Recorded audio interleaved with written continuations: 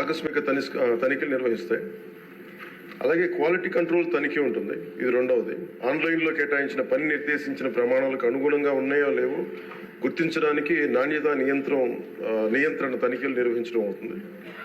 ఇవి కాకుండా రాష్ట్ర స్థాయి ఫ్లయింగ్ స్క్వాడ్ ఉంటుంది. రాష్ట్ర స్థాయిలో ఆకస్మిక తనిఖీలు ఫ్లయింగ్ స్క్వాడ్లచే క్షేత్రస్థాయిలో మస్తరు జాబితాలు ఈ మెజర్మెంట్స్ నిబంధనల ప్రకారం జరుగుతున్నాయో లేవో అని తనిఖీ చేయడం అవుతుంది. మరి ఎవరైనా సరే వ్యక్తులు తప్పు చేసినట్లయితే SRDS క్రమశిక్షణ నియమావళి ప్రకారమే తక్షణ చర్యలు తీసుకోవడం అవుతుంది.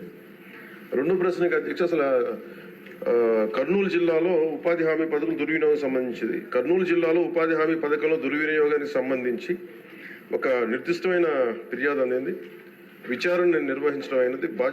బాధ్యులుగా సంబంధిత ఫీల్డ్ అసిస్టెంట్ దగ్గర నుంచి దాదాపు 39,329